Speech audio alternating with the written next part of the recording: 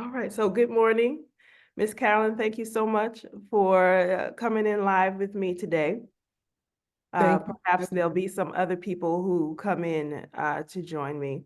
Mhm. So, yeah, so today we're doing our meditative writing session. And the focus of today is the topic of creative anxiety. Mhm. And we're talking about how to be able to use meditation to be able to help us to be more aware of where creative anxiety comes up for us. So hopefully we can learn to be able to move through it over time, um, to be aware of when it comes up for us, and be able to use meditation as a way for us to be able to get to the other side of creative anxiety so that we can start to put out the creative projects that we were put here on earth to be able to create. Mhm. So just a couple, just a quick introduction of who I am. My name is Helena Black. I know you know who I am. But for others who get the recording and may not know who I am, my name is Helena Black. I'm a meditation coach in training. I'm a few weeks away from getting my certification. But aside from that, I've been using meditation for the last 5 years of my life to be able to, um, like I said, become aware of who I am and what I would like to be able to do in this life. I'm a digital nomad, and so I'm a professional writer. I write for technology companies, but I've also done a lot of other personal writing projects like journaling, and I've written some health books in the past as well, and I would love to be able to do more. I do support other people with writing, learning how to write their own books um, that surround whatever it is that they do in their work that they've been called to do in this life. And I would love to be able to do more of all of those things. And I feel like for the last 5 years, I've practiced a lot of the stuff that I would like to be able to teach to people. And I finally feel like I'm in a space where I can share it. And so this is one of my first sharings of supporting people, just an hour of people coming together as people who would like to be able to write and to be able to sit and talk about what's stopping them from writing, what's stopping them from being creative. So first, we can just talk about really quickly, what does creative anxiety look like?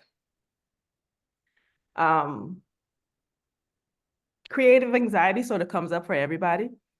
Whether you're a highly creative person or you're someone who just sort of dabbles in your own creativity sometimes, or even if you feel like you don't really have a creative bone in your body, which isn't really true. We are all creative in some way, shape, or form. But it's something that comes up for everyone. So this is really a human experience as opposed to feeling like what a lot of people will say, they feel like they're the only person in the world who has this feeling of having creative anxiety. And what it can look like a strong resistance to what it is that is natural for us. So and I'll give you an example from my own life or my mother's life. My Mhm. mother was highly creative. I would watch her draw, and she did it effortlessly, never took a class in her life. Mm. But every once in a blue moon, she would just pick up a pencil and sketch faces and people and scenes. And I mean, she even had beautiful handwriting. Mm. But she never did anything with it. She was never consistent with it.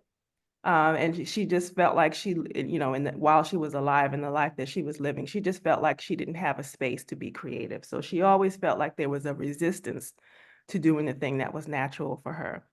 Mhm. For me also, it was a very much, um, I've always been a writer. I was always a natural writer. But when I would show my writing to people, particularly family members, when you're a child, they're just like, oh, you can't make any money off of that. You need to find something else to do with yourself. And so I put it to the side for many, many years. Um, Creative anxiety is usually our own inner critic that we pick up from other voices. Um, often starts with family members, but it can also echo in other parts of our lives and the people in the, the people that we date, other institutions like school. It's just that we pick up these voices and we take them on as our own. And now our inner critic becomes the loudest voice of us not being able to move forward with what it is that we know we want to be able to create. And so that often your creative anxiety will show up as creative blocks. So it'll look like writer's block. If you're a painter, it might be called painter's block, or any sort of any other kind of creative block where you just feel like you can't move ahead, you can't come up with new ideas or good ideas. You feel pressured for what it is that you create to be good. I put that in air quotes, being good in air quotes, instead of just create something, just put it out there, and whether it's good or bad is not really the point. The point is to just go ahead and be creative. It can also look like procrastination. It could feel like boredom, fatigue, like you're too tired to move forward with what it is that you'd like to do, most because you've spent so much time in your head that you've tired yourself out and you don't want to do it anymore. And many times we wind up choosing practicality over inspiration. We want to be practical. So because our paintings are not a practical activity, we feel like we can't do anything with it, or our writing is not something that we feel like we can make a living out of. We just sort of throw it to the side because we need to do more practical things. And the result of all of that is that we wind up living lives that lack meaning, which is sad. We all want to be able to live a life that is memorable, that feels good to us. We want to be able to inspire other people. And getting in touch with your creativity, I believe, is really the best way for us to be able to do that. So if Ms. Carolyn, if you would like to be able to share a little bit about who you are, maybe why you're here, I would love to just to be able to hear your thoughts. Okay, well, thank you for, first of all, leading this workshop and also giving me the opportunity to express myself as a writer. I too am a natural writer, and it took me many years to find a way to make myself feel needed as a writer. And I managed to do that through teaching. Once I returned to school, of course, that put me into a world of academia, and I had to write. So I put myself in a space that made me write. Before that, I wrote a lot of poetry, some plays, short stories. Since that time, I've written about 3 books, 2 of which are still pretty popular in the community. Pick Up Your Bed and Walk, a self-care guide to improve health, and incantations. So now I apply my writing to self-care. So I've actually used the skill of writing for healing, self-healing. And it's interesting what you were saying about finding that worth. I also like to use oracles as prompts. Like I use the rune stones, the Celtic oracle, to move myself into a space of self-reflection. And also try to encourage others to do the same.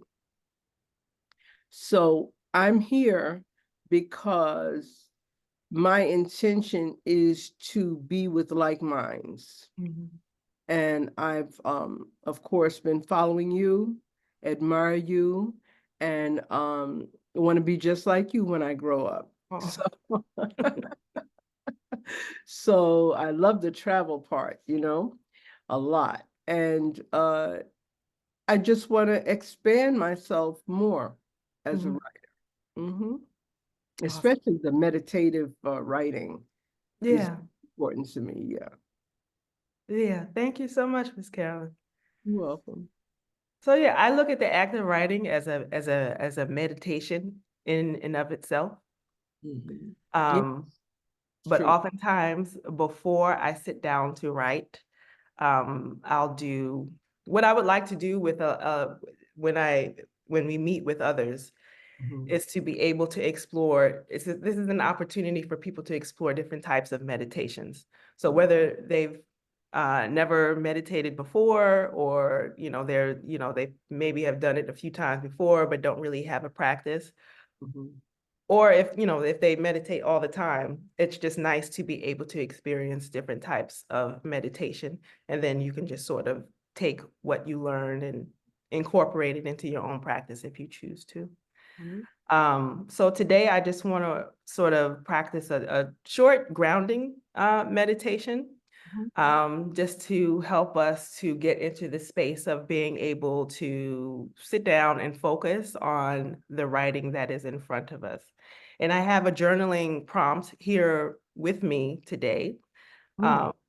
Or you can choose to do your own thing. That's fine as well.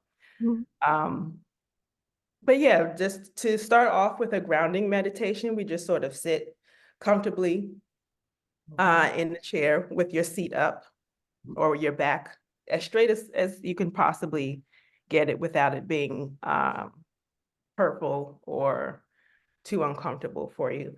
But you want the bottom of your feet to be flat against the floor. And you can sort of put your hands on your lap in a way that feels comfortable to you. I like to be able to take my glasses off because it helps me to be able to take the focus off of using my eyes, and turn towards the third eye, or turn towards um, my inner self. Drop your shoulders, sort of relax the neck a bit if you can. And you just sort of breathe naturally and just sort of start to turn inward, and feel your body just sort of trying to get heavy and center itself where you're seated. Maybe your heart rate starts to catch up with your breath a bit.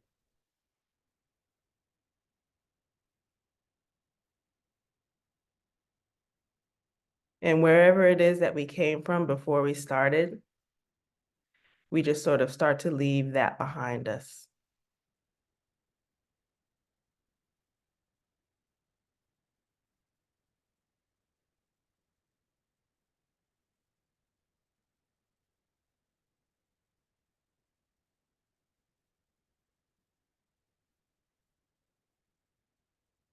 And we can listen to the space that is around us, becoming aware of the energy that is here.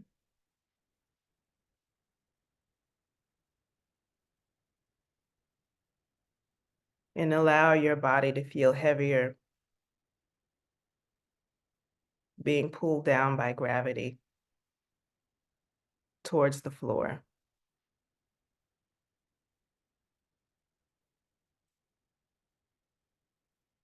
And if you can imagine, there's an energetic pull that pulls from the bottom of your feet through the floor, and it moves towards the core of the earth.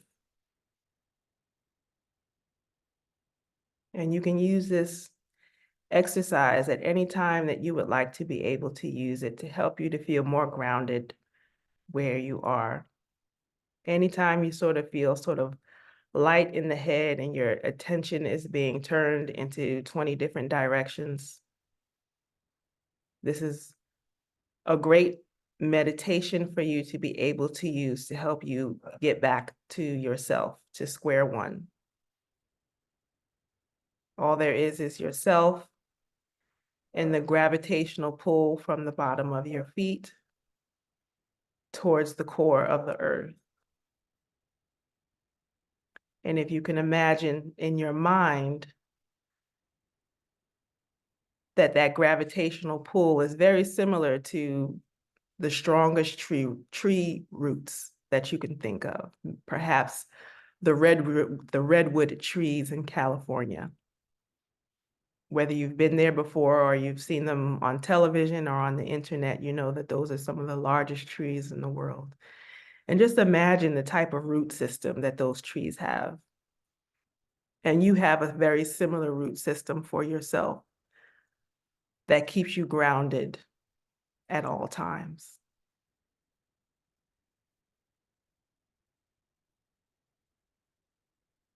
You are also nature. And as nature does, nature wants to do what it's naturally here to do. And today we want to be able to use that as space for us to be able to contribute towards our writing.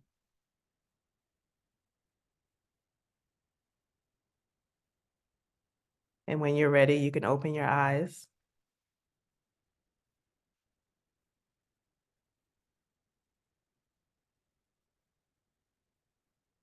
And hopefully that helped people to be able to help people to bring their attention back to square one. This is the energy that you want to be able to use to approach your writing. So hopefully you feel a bit more centered. If you brought something to the exercise that you would like to be able to write, you can do that. But the journaling question that I have for today is, how has your creative anxiety held you back recently? And what did it look and feel like? So how has your creative anxiety held you back recently? And what did it look and feel like? So we have a few moments. I know, Miss Carolyn, you said that you needed to go, so whenever you need to go, that's fine. But I will continue to sit here for the remainder of the hour. And I will go ahead and move on writing. And so, Miss Carolyn, do you have any questions or anything that you wanted to be able to share? Yes, I do actually have a question, which is, what if I don't experience creative anxiety at this time in my life?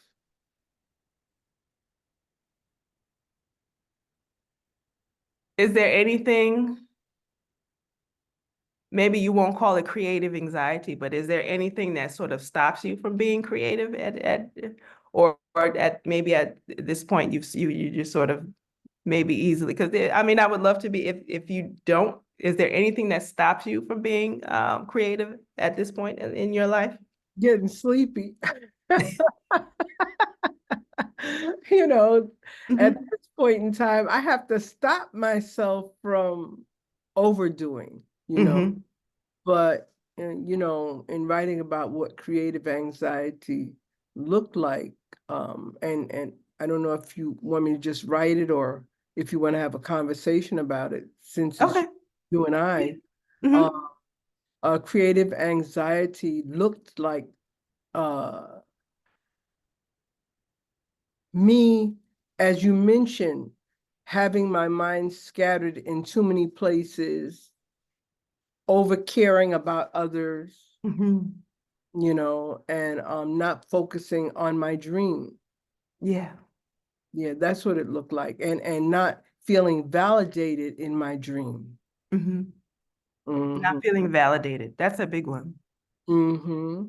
And caring more about others Mhm. and not feeling validated. So you put the needs of others over what it is that you need to in order to move forward with what it is that you would like to do. Right. And first of all, it's a time waster. Mhm.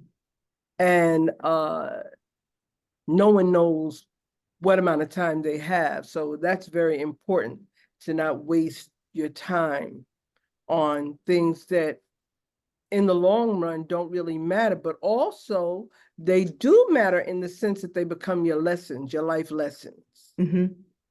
And I remember in my 20s, I felt like I hadn't really lived long enough. Mhm. to express the wisdom that I wanted to, that I felt at my core needed to be shared. Yeah. So now, at this point in my life as an elder, it's just flowing. It's like coming out nonstop. Mm-hmm. I have to temper my time. Yeah. Yeah. But I also have learned those other lessons of when I don't entertain time wasters, Mm-hmm. and if it's not fun or in my best interest, I don't pursue it. Yeah. And when I write, then that makes the writing more intense. Mm-hmm. I know you know that type of writing where you get in the zone and you look Mm-hmm. up, you're like, what? The sun is coming up? You got What into what just flow. happened? You got into flow state. Yeah. You forgot about time and you were just writing. Yes. Mm-hmm. So. Yeah, and so at least for me, this is why I really love traveling so much, Mhm. because um all of the things that have distracted me in the past, with, family members and other things that I was doing, when you move to another country, all of those distractions sort of disappear because you have to focus on getting yourself comfortable in the new country that you're in. So you, Mm, you really have no choice, especially if you're traveling alone. You really have no choice but to focus on yourself. And for a long time, I kind of felt guilty about that, like mm, that was wrong. mhm, But really what I've learned and continue to learn is that I was wrong what I was doing before, because it was taking a great toll on my health and my mhm, well-being. mm, And my creativity is a part of my health and my well-being. We're all here to be creative in some way, shape, or form. Whether it's the traditional writing, painting, or the types of art forms, baking, sewing, whatever it is that is the thing that you do, we all want to be creative. Um, and we need to be able to have space to be able to focus on ourselves. And so that's why I just like staying abroad, because everything, my life is about me. There it is. There it is. And that's what It's it's what it supposed is. to be about. Uh-huh. And what I like about you, I love to travel alone as well. Hmm. What I love about that, my richest writing comes out when Hmm. I'm away, Hmm. because my senses are being stimulated by different things, by things that I'm unfamiliar with. So it excites my spirit. Hmm. And so colors are different. Of course, interacting with different kinds of people is very enriching, and just nature itself, you Yeah. know, communing with nature as it looks in whatever part of the country that I'm in. Yeah.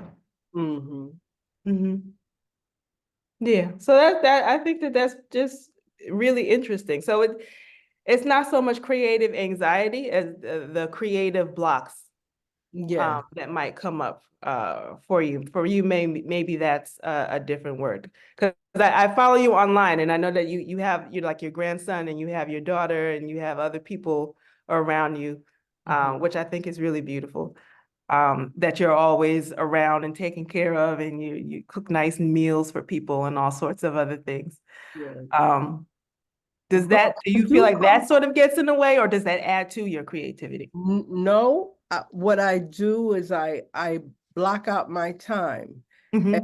thankfully, the baby's mother is so kind, and the family in general is so kind, in that when I have something to do, like have to run a workshop or need time to myself, actually, I'm the person who controls that.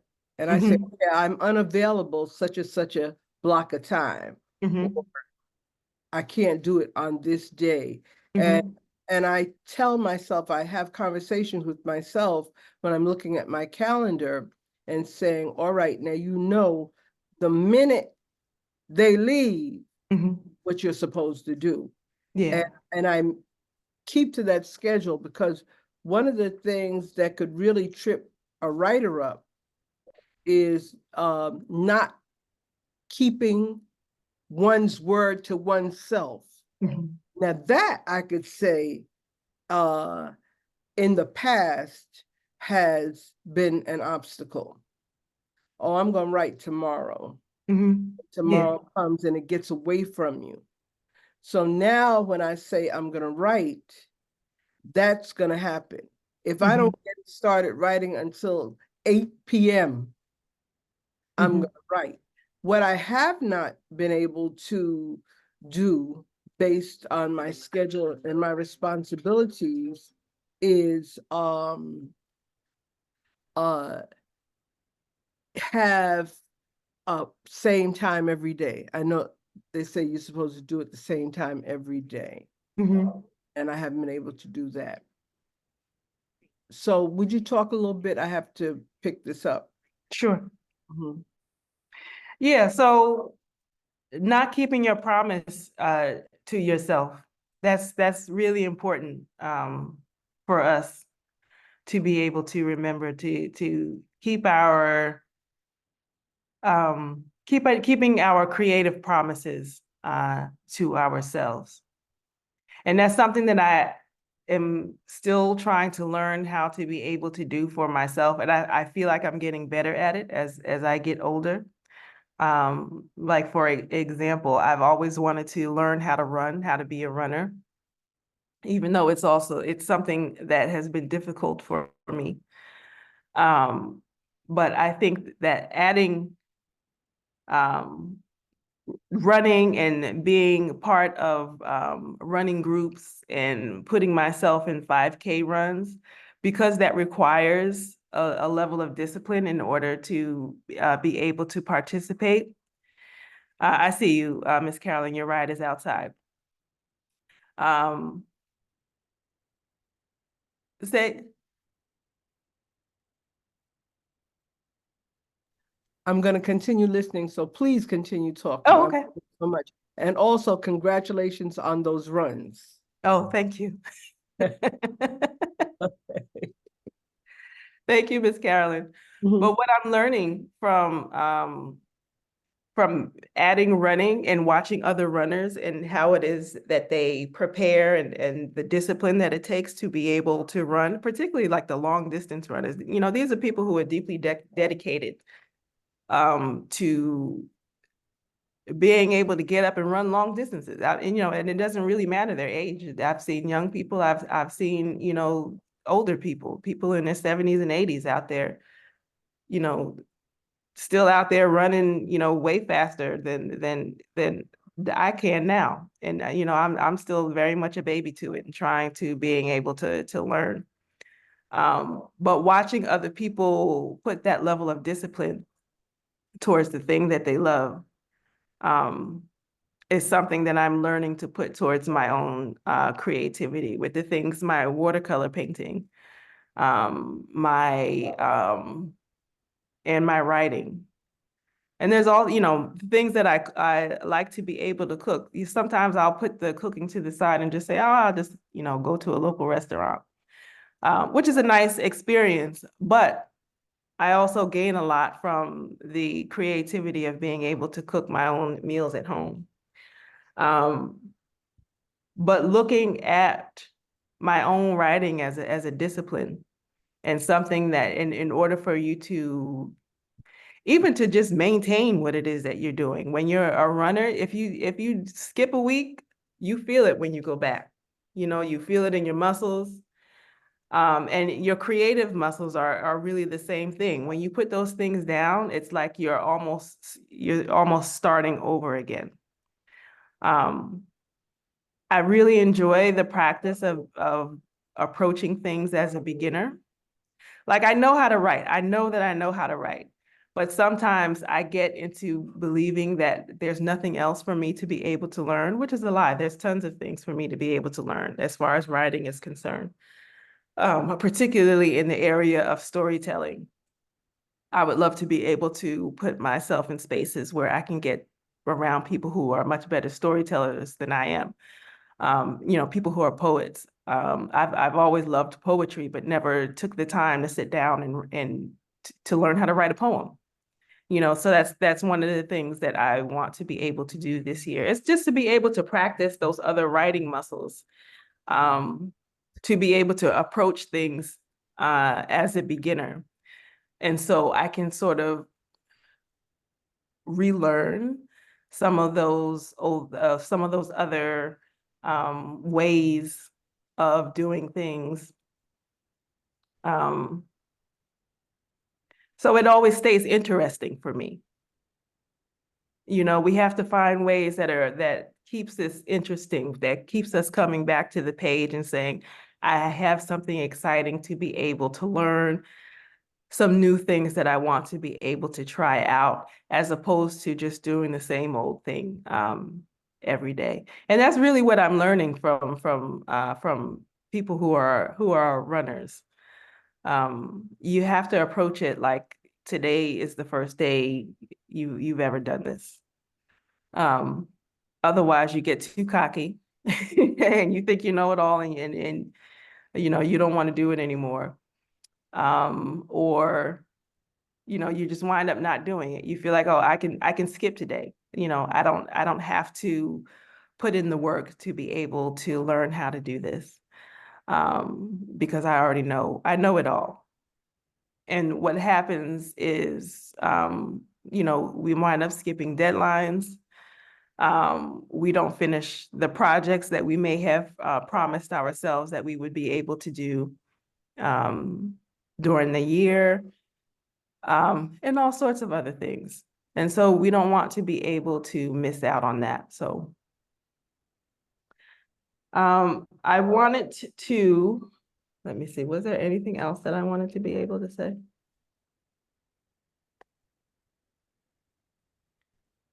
The journaling question for the day is, how has creative anxiety held you back recently, and what did it look and feel like?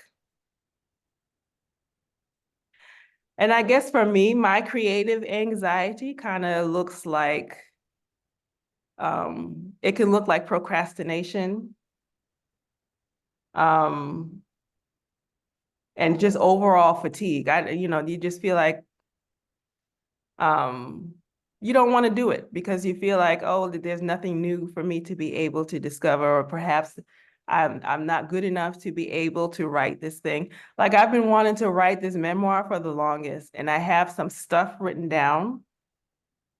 I have a bunch of stuff written down, but it's not coming together in the way that I really wanted to. And of course, writing a memoir is a very different type of storytelling than what I'm used to.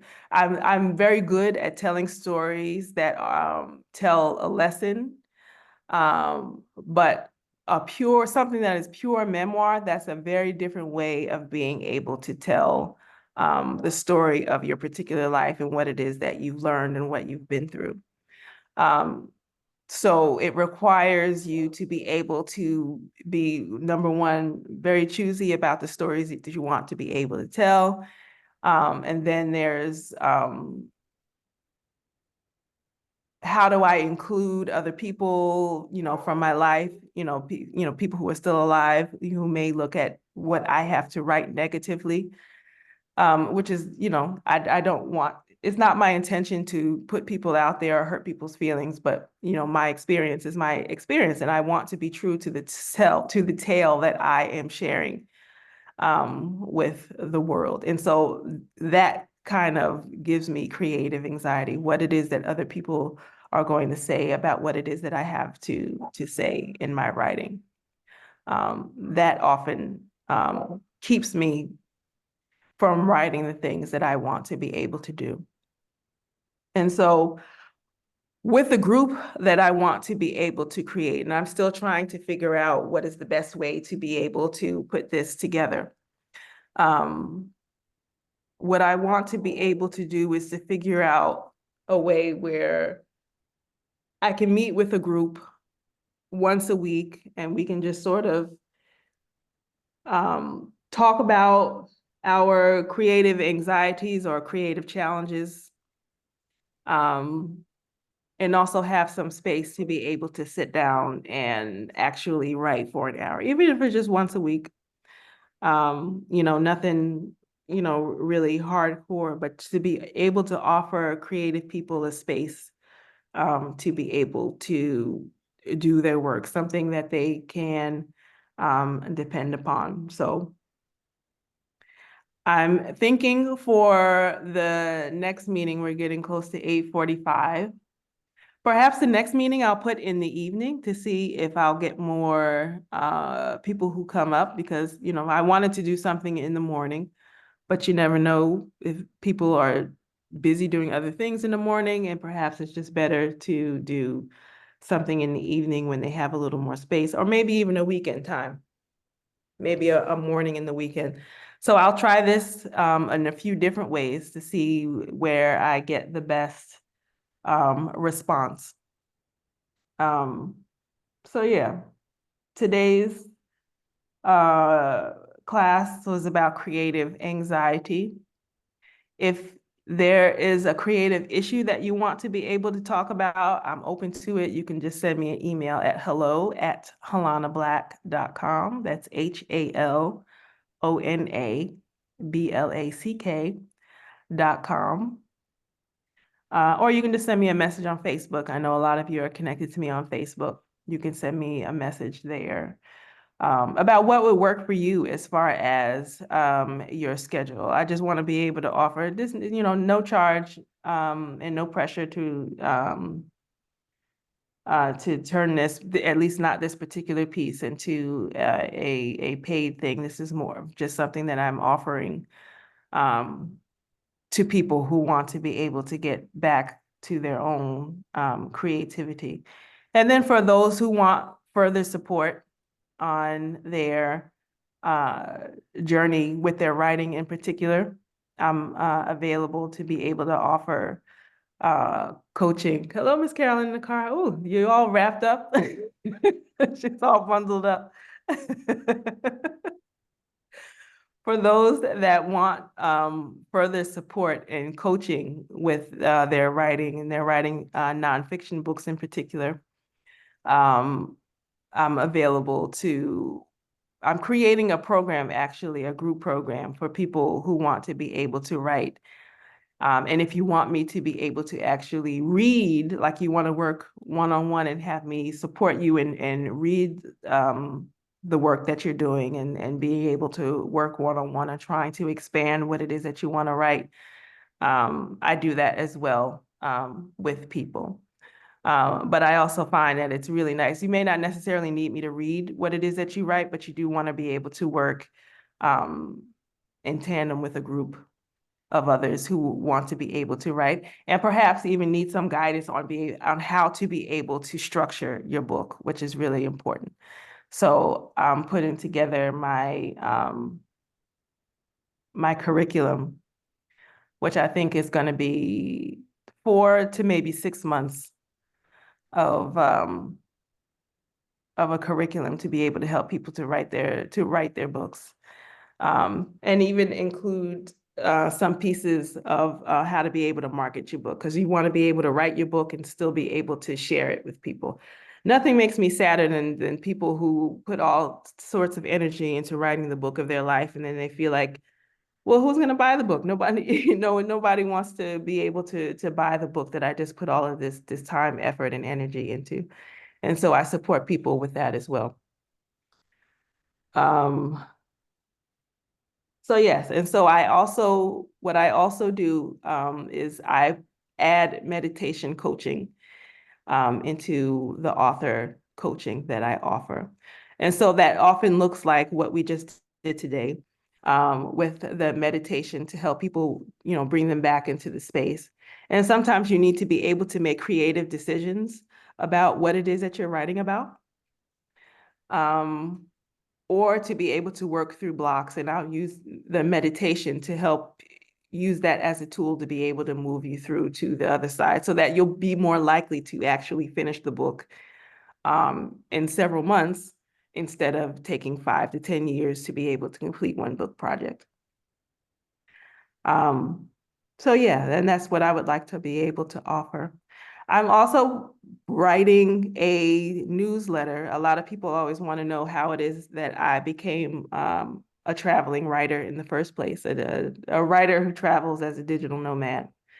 And so I'm putting together a newsletter, a weekly newsletter that people can subscribe to.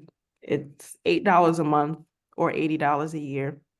And you'll get some sort of a lesson every week on what it is that I do to be able to have a career as a writer, have people pay me for the writing that I write. So I write for magazines, I do content marketing for tech companies.